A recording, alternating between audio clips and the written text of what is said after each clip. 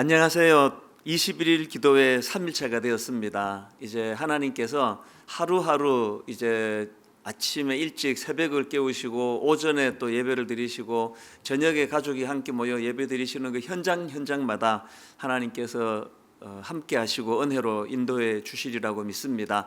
이제 잠깐 기도하고 시작하도록 하겠습니다. 고마우신 하나님 아버지, 이렇게 코로나 바이러스 확산으로 인해서 사랑하는 교회 출입이 금지가 되고 또 예배당에서 예배 드리는 일이 허락되지 않는 참 답답하고 클클한 이 상황을 주님이 아시고 하나님 21일 기도회를 통하여 하나님 앞에 말씀을 듣고 찬양하며 또 기도로 답답한 마음을 토로할 수 있도록 은혜 주신 거 감사합니다. 하나님께서 이곳에 모여 함께 예배하는 가정마다 개입해 주시고 바로 그 자리가 예배 처소가 된다는 사실을 확인하는 기쁜 그런 기도회가 되도록 인도하여 주시옵소서. 시종일관 인도해 주시기 원하옵고 예수님 이름으로 기도드립니다. 아멘. 오늘은 느헤미야 2장을 살펴보려고 하는데요, 구약성경 느헤미야 2장 1절부터 10절까지 제가 가진 성경으로 726페이지에 있습니다. 726페이지, 구약 726페이지에 있는 느헤미야 2장 1절부터 10절까지 말씀인데요, 우리 한 절씩 교독해서 읽도록 하겠습니다. 2장 1절 제가 먼저 읽습니다. 아닥사스다 왕 제20년 니산월에 왕 앞에 포도주가 있기로 내가 그 포도주를 왕에게 드렸는데 이전에는 내가 왕 앞에서 수심이 없었더니 왕이 내게 이르시되 내가 병이 없거늘 어찌하여 얼굴에 수심이 있느냐, 이는 필연 내 마음에 근심이 있음이로다 하더라. 그때 내가 크게 두려워하여 왕께 대답하되 왕은 만세수를 하옵소서. 내 조상들의 묘실이 있는 성읍이 이제까지 황폐하고 성문이 불탔사오니 내가 어찌 얼굴에 수심이 없사오리이까 하니 왕이 내게 이르시되 그러면 내가 무엇을 원하느냐 하시기로 내가 곧 하늘의 하나님께 묵도하고 왕에게 아뢰되 왕이 만일 좋게 여기시고 종이 왕의 목전에서 은혜를 얻어싸오면 나를 유다 땅 나의 조상들의 묘실이 있는 성읍에 보내어 그 성을 건축하게 하옵소서 하였는데 그때 왕후도 왕 곁에 앉아 있어라.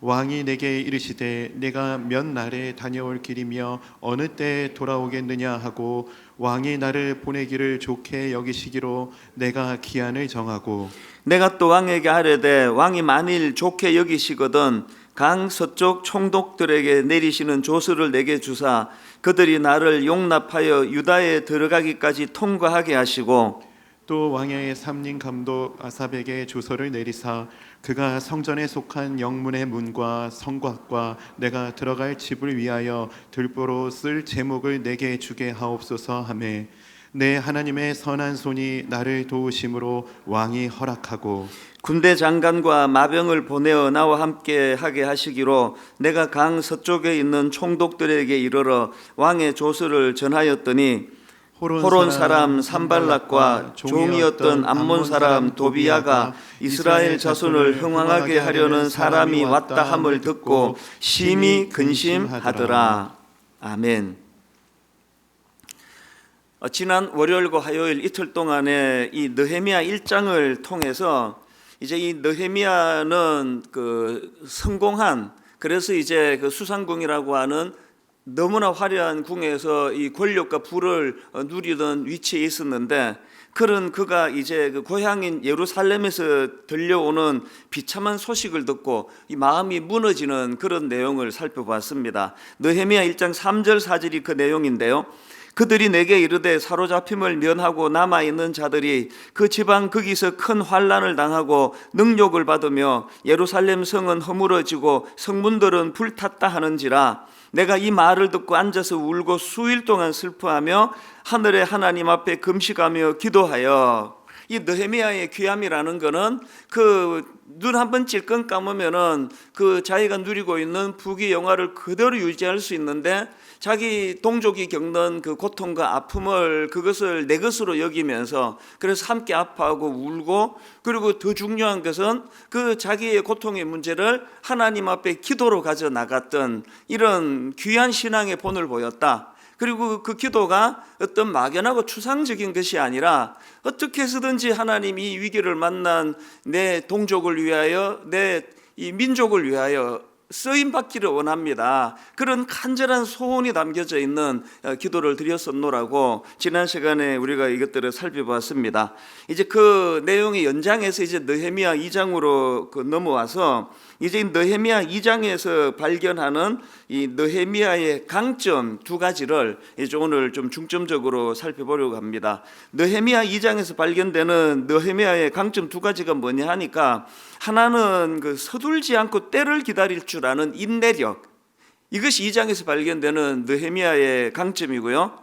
또 그런가 하면은 또 다른 한 강점은 그런가 하면은 이 기회가 왔을 때 놓치지 않고 과감하게 도전하는 그 결단력, 이것이 이제 느헤미야의 또 다른 강점으로 이제 발견이 되는 내용입니다. 그래서 저는 서둘지 않고 때를 기다릴 줄 아는 이 인내력이라는 덕목하고, 그런가 하면은 기회가 왔을 때 과감하게 도전하는 이 결단력이 균형을, 조화를 잘 이루는 신앙이니 이게 성숙한 신앙이지 않을까, 이제 이런 관점으로 이제 오늘 말씀을 좀 살펴보려고 하는데요. 그래서 오늘 이 느헤미야의 이 장점을 중심으로 해서 우리 신앙인들이 갖추어야 될 두 가지 균형에 대해서 이제 좀 살펴보려고 합니다. 이 신앙인들이 갖추어야 될 두 가지 균형 중에서 첫 번째가 뭐냐 하니까 기다림입니다. 이 인내력을 바탕으로 한 기다림. 저는 이 2장 1절에서 참 흥미로운 거 하나를 발견했는데요. 자, 2장 1절을 한번 읽어드리겠습니다. 아닥사스다 왕 제20년 니산월에 왕 앞에 포도주가 있기로 내가 그 포도주를 왕에게 드렸는데 이전에는 내가 왕 앞에서 수심이 없었더니, 여기 보면은 아닥사스다 왕 제20년 니산월에라는 이 달이 나오는데요. 이 니산월은 요즘으로 치면은 3월 혹은 4월에 해당되는 그런 달입니다. 그런가 하면은 첫날 우리가 살펴보았던 1장 1절, 거기에 보면은 또 다른 달이 나옵니다. 하가랴의 아들 느헤미야의 말이라 아닥사스다 왕 제20년 기슬러월에 내가 수상궁에 있는데, 여기 나오는 기슬러월은 요즘으로 치면 11월 달 혹은 12월 달에 해당되는 달입니다. 그러니까 이제 이 느헤미야가 그 1장에서 고향으로부터 들려오는 너무나 가슴 아픈 소식을 듣고 금식하고 기도한 지가 이제 넉 달이 지났다는 말씀이에요. 아마 그 좀 삐딱한 사람들이 또 보면은 뭐 굉장히 비아냥거릴 수 있는 대목 아닙니까? 아니 지금 자기 동족들이 저렇게 절망에 빠져 있는데 당장 달려가야지 무슨 넉 달이나 뭐 기도하고 있느냐고, 뭐 하고 있느냐고. 사실 이런 지적들도 뭐 듣기에 따라서는 뭐 일리가 있다고 생각이 들지만, 그러나 사실은 이 느헤미야의 이런 모습에서 정말 중요한 포인트 하나를 발견할 수 있는데요. 그게 뭐냐? 내가 하고자 하는 그 일이 아무리 선한 일이라 할지라도 하나님의 때에 하는 것이 중요하다는 거예요. 하나님의 뜻은 하나님의 때에 이루어진다는 것. 그래서 이 느헤미야를 통해서 우리가 배워야 되는 정말 중요한 한 가지 포인트가 뭐냐 하면은, 내 생각에 이게 아무리 좋은 일이나 선한 일이라 할지라도 우리는 하나님이 원하시는 그 하나님의 때를 기다릴 줄 아는, 이게 없어가지고 참 그 좋은 일로 시작했는데 그 대사를 그 망치는 일들이 종종 있는 거 아닙니까? 우리가 꼭 기억해야 됩니다. 하나님은 질서의 하나님이세요. 그래서 하나님의 일하심은 하나님의 때에 하나님의 방법으로 이루어진다는 것. 그래서 갈라디아 4장 4절로도 보니까 때가 참에 하나님이 그 아들을 보내사 여자에게서 나게 하시고, 그냥 아무 계획 없이 그렇게 하시는 게 아니에요. 때를 기다리시는 하나님, 때가 참에. 이 땅 요시 예수님도 마찬가지입니다. 마태복음 4장 17절에 보니까 이때부터 예수께서 비로소 전파하여 이르시되 회개하라 천국이 가까이 왔느니라. 구원자로 이 땅에 오신 주님이시지만 무려 30년의 그 긴 세월을 기다리시는 거 아닙니까? 때를 기다리시는 거 아닙니까? 그래서 이때로부터 예수께서 비로소 전파에 이르시되, 오늘 참 교회 안에서 너무나 무질서한 일들이 많이 목도되는 것이 가슴이 아프거든요. 우리가 선한 일을 한다는 것도 중요하지만 그 하나님의 선한 일을 하나님의 방법으로 해야 되는데, 그 하나님의 방법으로 하는 것 중에 가장 첫째 되는 것이 하나님의 때를 기다리는 겁니다. 조급한 내 마음을 내려놓고 느헤미야처럼 계속 금식과 기도를 통해 하나님의 뜻을 분별하면서 기다리는 거.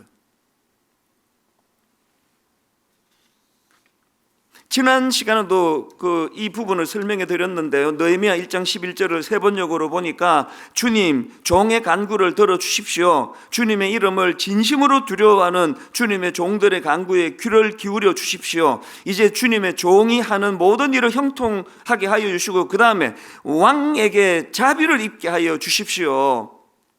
그냥 뭐 아무것도 안 하고 그렇게 그냥 손 놓고 있는 거 아닙니다. 늘 주님 앞에 이 왕에게 자비를 있게 해주시기를 원하는데, 그러면서 기회를 보면서 기다리고 있었던 그 타이밍을 보고 있었던 이 느헤미야, 이게 인내력을 바탕으로 한 기다림, 이게 우리가 배워야 되는 한 가지 덕목이고요. 그런가 하면은 신앙인이 갖추어야 될 또 다른 한 균형이 있는데, 그게 뭐냐 하니까 기회가 왔을 때 과감하게 도전하는 태도예요. 이 과감한 도전. 오늘 본문에 보면은 느헤미야가 이제 금식과 기도로 준비한 지 넉 달이 되는 어느 날입니다.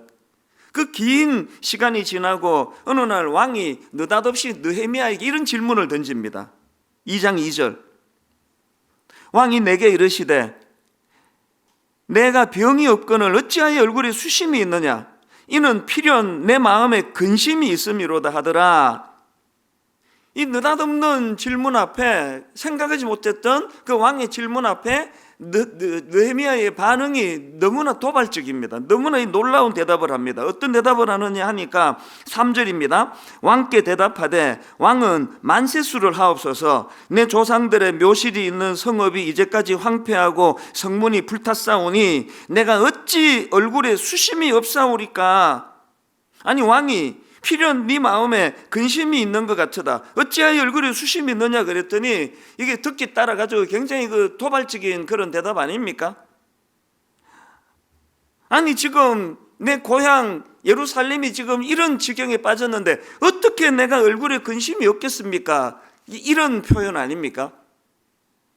그 당시 그 절대 권력을 가진 왕 앞에서는 이런 식의 대답이 글쎄요, 지금 북한의 김정은이라는 절대 권력자 앞에서 나이 많이 든 사람들이 얼굴도 못 들고 하는 그 분위기를 보면은 좀 비슷할 텐데요. 느헤미야는 지금 작심한 듯이 이런 과감한 도발적인 대답을 던집니다. 그리고 사실 이게 얼마나 느헤미야로 봐서는 자기 인생을 걸고 던지는 말인지 그 다음 표현 하나를 보면 압니다. 자, 2장 2절을 다시 한번 보십시오. 왕이 내게 이르시되, 네가 병이 없거는 어찌하여 얼굴에 수심이 있느냐? 이는 필연 내 마음에 근심이 있음이로다 하더라. 그 다음 보세요. 그때에 내가 크게 두려워하여. 이거면 짜증내시 한 얘기가 아닙니다. 그냥 지금이 기회라는 거예요. 넉 달을 기다려온 기회가 지금 왔다는 겁니다. 왕이 내 지금 수심이 가득한 얼굴에 관심을 갖는 이게 지금의 하나님께서 원하시는 이 때라는 거. 그래서 그 기회를 잡았기 때문에 한번 승부를 거는 겁니다. 두려워하면서. 여러분, 우리는 이 느헤미야의 이 한마디 속에서 그동안 그가 얼마나 오래 기도하면서 이 순간을 기다려왔는지 충분히 짐작해 볼 수 있지 않습니까? 그리고 기회가 오자 망설임 없이 그렇게 자기 마음의 소원을 그런 식으로 이제 마음의 소원을 아뢰일 기회를 만들어 가는데요. 사실 저는 이 본문의 느헤미야의 두 모습, 서둘지 않고 때를 기다리는 그의 인내력하고 기회가 왔을 때 과감하게 도전하는 그의 결단력의 모습을 보면서 구약 인물 에스더가 떠올랐습니다. 여러분 잘 아시잖아요. 결정적인 순간에 에스더가 4장 16절에서 당신은 가서 수산에 있는 유다인을 다 모으고 나를 위하여 금식하되 밤낮 3일을 먹지도 말고 마시지도 마소서. 나도 나의 시녀와 더불어 이렇게 금식한 후에 규례를 어기고 왕에게 나아가려니, 그 다음 보세요. 죽으면 죽으리이다. 이 한 구절 속에서도 에스더도 느헤미야와 똑같이 얼마나 오랜 시간 이 순간을 또 기다려왔는지, 그리고 하나님께서는 그에게 모르드게라는 인물을 붙여주심으로 바로 그 사실을 자각하게 하시려는 그 하나님의 배려하심이 그 에스더서에서 다 나와 있는 거 아닙니까?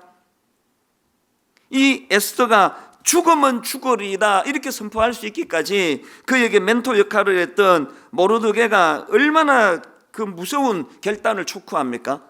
에스더 4장 13절 14절 모르드게가 그를 시켜 에스더에게 화답하되 너는 왕궁에 있으니 모든 유다인 중에 홀로 목숨을 건지리라 생각하지 말라. 이때에 내가 만일 잠잠하여 말이 없으면 유다인은 다른 데로 말미암아 노임과 구원을 얻으려니와 너와 내 아버지 집은 멸망하리라. 내가 왕후의 자리를 얻은 것이 이때를 위함이 아닌지 누가 알겠느냐? 때를 기다려야 하고 그 때가 지금이라면 망설이면 안 된다. 이 멘토 모르드게의 강력한 조언이 에스더로 하여금 죽으면 죽으리라는 결단을 가져다 준 거 아니겠습니까? 여러분, 저는 이 21일 기도회가 참 의미가 있다고 생각하는 게요, 지금 우리가 겪고 있는 이 코로나 바이러스의 확산도 너무나 난감하고 너무나 당황스럽지만 이거 이제 잠재운다고 이게 다가 아닙니다. 많은 전문가들이 이제 시작이라고 이야기합니다. 이제는 어떤 면에서는 이런 생각하지도 못했던 강력한 바이러스들이 불쑥불쑥 튀어나올 수 있는 그런 시대를 저희가 맞고 있다는 겁니다. 영적으로도 마찬가지 아닙니까?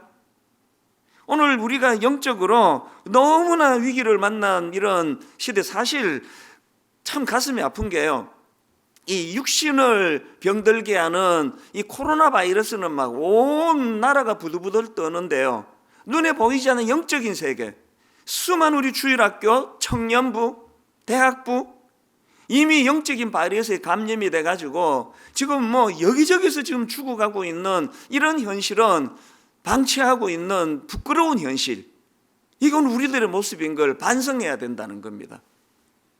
그런가 하면은 이제 영육 간에 이런 코로나 바이러스 확산이라고 하는 예전에는 상상도 할 수 없었던 이런 무서운 공격의 시대를 우리가 살아가야 되기 때문에, 그렇기 때문에 우리는 느헤미야나 에스더가 가지고 있었던 이 두 가지 균형, 늘 이 하나님의 때를 말씀으로 기도로 기다리면서 사모하는 그 한 마음이 필요하고요, 참 내키는 대로 생각 없이 촉촉 그냥 행동해버리고 말해버리는 이런 시대에서 그리스도인들은 늘 하나님의 때를 기다리는 그 인내가 바탕에 있으면서, 그런가 하면은 또 기회가 왔을 때 이 느헤미야처럼 과감하게 망설임 없이 그렇게 승부수를 던질 수 있는 이런 결단력, 이 두 가지를 우리가 갖추어야 된다는 겁니다.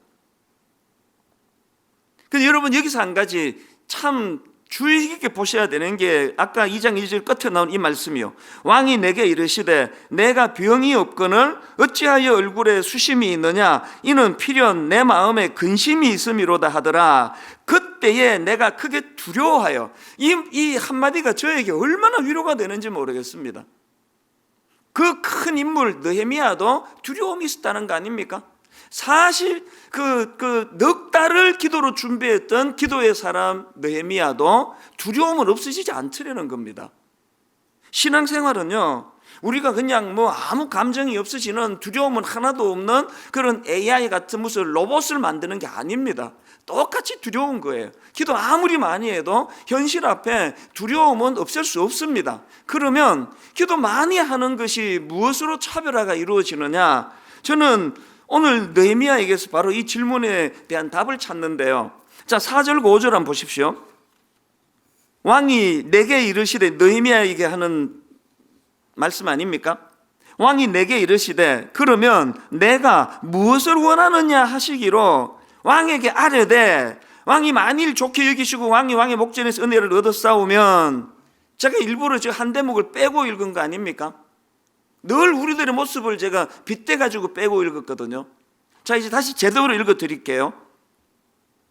왕이 내게 이르시되 그러면 내가 무엇을 원하느냐 하시기로 내가 곧 하늘의 하나님께 묵도하고, 그리고 나서는 5절에 왕에게 아뢰되 왕이 만일 좋게 여기시고, 이렇게 그의 대답을 이어나가는 겁니다. 딱 이 차이예요. 저는 이 대목을 관로로 넣어가지고 묵상을 해봤습니다.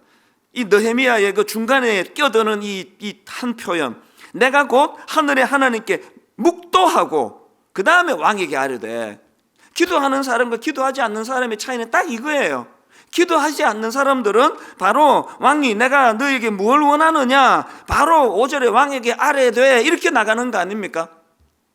넉 달을 기도로 준비한 하나님의 때를 기다린 느헤미야됨은 두려움이 없어지는 것이 아니라 그 두려움을 무릅쓰고도 결단해야 되는 그때가 찾아올 때, 그 짧은 시간에 내가 곧 하늘의 하나님께 묵도하고, 내가 곧 하늘의 하나님께 기도하고, 내가 곧 하늘의 하나님께 아뢰고 답을 구하고, 그 짧은 시간에 그리고 대답을 하는 거예요. 저는 이 대목에서 참 목사지만 부끄러움을 느낍니다. 저는 여기 관로에 제가 넣었던 그 짧은 순간에 왕이 묻는데 네가 무엇을 원하느냐, 그럴 때 그 짧은 시간에 내가 곧 하늘의 하나님께 기도하고 아뢰하고 그분께 묵도하고, 이걸 저는 생략하고 바로 대답할 때가 참 많은 게 저라는 걸 고백하지 않을 수 없는 거 아닙니까? 여러분 어떠세요? 우리가 21일 기도회를 왜 가지고 있는 겁니까? 이 위기의 때에 이 위기를 모면하게 해달라는 기도도 필요하지만, 이런 위기 앞에서 우리가 깨닫고 배워야 될 많은 것들이 있는데 그 중에 하나가 뭐라 그랬습니까? 그저 내 생각이 옳다고 바로바로 말해버리고 바로 행동해버리고 그리고 후회하고, 이런 우리들의 생활 패턴이 오늘 이런 전 국민을 떨게 하는 코로나 바이러스의 이 창궐이라는 이 가슴 아픈 결과를 낳았다는 걸 우리가 직시하고, 이제는 어떻게 해야 됩니까? 오래 인내하고 기다리면서 넉 달 동안 하나님께 기도하면서 때를 기다렸던 이 느헤미야처럼, 그래서 두려움은 없어지지 않는데 내 태도가 달라지는 겁니다. 운전을 하다가 보면은요, 그 운동선수들이 이제 이 몸이 기억할 때까지 연습을 해라, 그런 말씀을 전에 설교 시간에 한번 한 적이 있는데요. 우리 같은 그 연습을 많이 하고 운동하는 케이스에 들지 않은 우리 같은 사람들은 그냥 뇌가 시키는 대로 해가지고 수영도 많이 하는데요. 이제 이 근육이 기억하게 하라는 훈련을 많이 한 사람들은 우리랑은 그 반응이 좀 다르다는 겁니다. 이런 거예요. 매일 제가 이제 교회와 집과 교회를 왔다 갔다 하는데, 이제 아내가 전화가 와가지고 오는 길에 그 어디 뭐 세탁소에 들러가지고 옷을 좀 찾아갖고 와달라. 그러면 내가 이제 입력이 됐어요. 그리고 시동 걸면서도 맞아, 세탁소 들러서 가야지. 다 이제 뇌에서 제가 명령을 다 내리고 하다를 받았는데, 보면은 집 앞에 주차를 하고 있습니다. 그 왜 그렇습니까? 몸이 기억을 하는 거예요. 늘 집과 교회와 집 이것만 왔다 갔다 하면서 몸이 이제 기억을 하기 때문에 내가 명령을 내렸음에도 불구하고 본능을 따라 가지고 세탁소 가는 걸 까마득하게 잊어버리는 겁니다. 왜 넉 달의 기도, 금식과 기도의 시간이 필요했다고요? 몸이 기억을 하는 거예요. 왕이 지금 너무나 중요한 순간에 너에게 무엇을 원하느냐 이 말씀 앞에 거의 본능적으로, 이거 막 내가 이제 지시를 내려서 이럴 때는 기도해야 돼, 이런 거 없습니다. 무의식적으로 기도가 들어가는 거예요. 여기까지 가자는 겁니다. 훈련을 해서 여기까지 가자는 겁니다. 거의 내 삶 속에서 오랜 기도 훈련이 이루어짐으로 말미암아 어떤 결정적인 순간에 내 본능, 내 자아, 내가 갖고 있는 이 얄팍한 내 지식으로서 반응하기 쉬운 내가 몸이 기억할 정도로, 이럴 때는 짧은 시간이든 긴 시간이든 하나님께 의뢰해야 된다, 하나님께 여쭈어야 된다. 이 몸이 기억할 때까지 이 21일 가지고는 어림도 없습니다만 이 기간만이라도 한번 그렇게 훈련해 보자는 겁니다. 이제 마지막으로 한 가지만 더 말씀을 드리고 말씀을 마무리하려고 하는데요. 여러분, 사실 우리가 이 땅을 살아가는데 뭐 여러 것들이 필요하지만 그 중에는 그 사람의 마음을 움직이게 하는 능력이 이게 가장 필요한 거 아닙니까? 그 목회하는 제가 30년 목회하면서 뼈저리게 느끼는 게 그겁니다. 설교를 잘하느냐 못하느냐 중요하지 않습니다. 이 설교를 통해서 그 사람의 마음을 움직일 수 있는 거냐? 그 부모도 마찬가지 아닙니까? 부부간에도 마찬가지 아닙니까? 제가 가슴 아픈 게 이혼하겠다고 찾아오는 분들을 보면은 이 남편도 너무 좋은 분이에요. 객관적으로 이 아내도 너무 좋은 분이에요. 근데 이혼하겠다는 겁니다. 왜 이혼합니까? 참 좋은 분인데 그 배우자의 마음을 못 얻기 때문 아닙니까? 자녀 교육 하지만 잔소리 안 하는 부모가 어디 있습니까? 몇 마디 안 던져서 그 아이의 마음을 움직이게 하는 부모가 있고요, 막 잔소리를 폭탄처럼 쏟아부어도 마음을 못 움직이는 사람이 있습니다. 그렇기 때문에 오늘 이 21일 기도회를 통하여 우리 모두가 다 느헤미야에게 배워야 되는 것, 이 사람의 마음을 움직일 수 있게 해달라는 기도가 필요하다는 겁니다. 그게 조금 전에 읽어드렸던 1장 11절 말씀 중요하니까 다시 한번 읽고 이제 말씀을 마무리하겠습니다. 주여 구하오니 귀를 기울이사 종의 기도와 주의 이름을 경외하기를 기뻐하는 종들의 기도를 들으시고 오늘 종이 형통하여, 어떤 형통? 이 사람들 앞에서 은혜를 입게 하옵소서. 이 오랜 기도가 응답이 돼서 느헤미야는 그 당시 최고 권력자였던 아닥사스다 왕의 마음을 움직인 거 아닙니까? 몇 마디 하지 않았습니다. 그건 주인공 느헤미야의 그 달변 때문이 아니에요. 늘 마음을 움직일 수 있게 해달라는 이 기도가 내공이 됐다고 저는 믿습니다. 모든 우리 그리스도인들에게 말의 능력이, 또 말의 힘이 회복되되 사람의 마음을 움직일 수 있도록 오늘 이 몇 가지 던져드린 그 포인트들을 가지고 이제 우리 찬양팀과 더불어서 함께 찬양하고 하나님 앞에 기도할 때, 그리고 그 이후에도 이 말씀들이 기도 제목이 되어서 하나님 위기를 만난 이때 오히려 이것을 전화위복의 도구가 되게 하여 주시옵소서. 그런 이 21일 기도회가 되기를 바랍니다. 이제 함께 찬양하고 기도하는 자리로 나아가도록 하겠습니다. 이 시간 주신 말씀 기억하며 찬송가 324장입니다. 예수 나를 오라 하네, 말씀 기억하며 우리에게 말씀하시는 주님을 찬양하기 원합니다.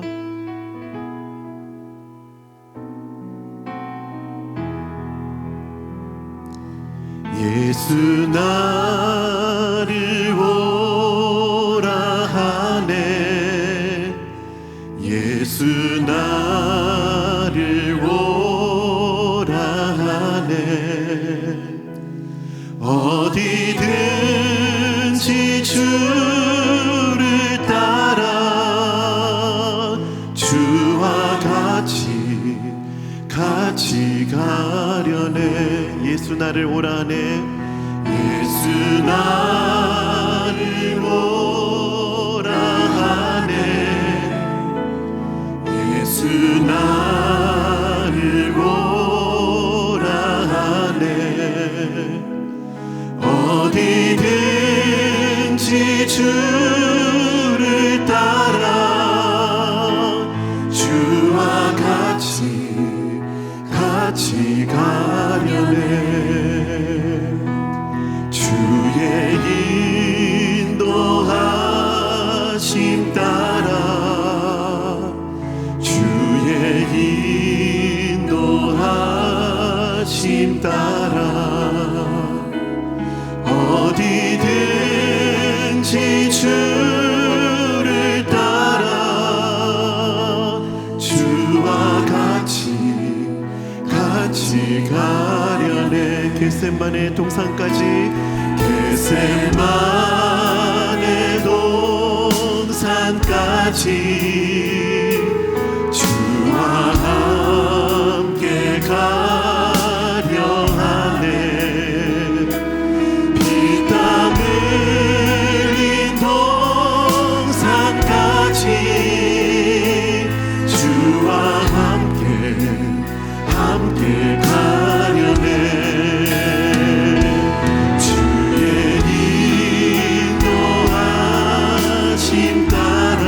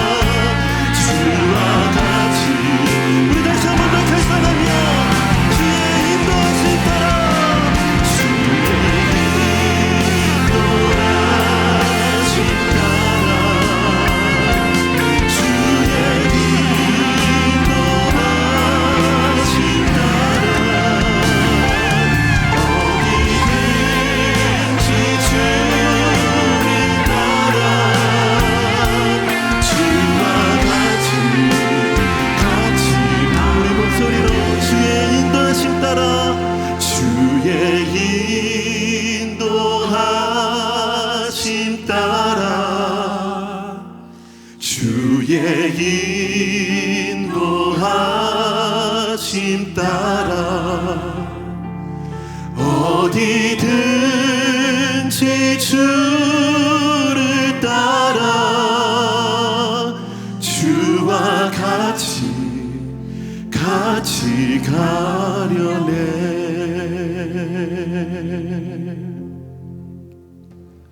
살아계신 하나님 앞에 이 시간 우리의 믿음의 결단을 고백하며 기도합시다. 하나님, 주의 인도하심을 따라 나아가는 분당 우리 교회가 되게 하여 주시옵소서. 주의 인도하심을 따라 살아가는 우리의 삶이 될 수 있도록 하나님 은혜로 함께하여 주시옵소서. 이 믿음의 고백을 주님 앞에 올려드리며 함께 주님 앞에 기도로 나아가시겠습니다.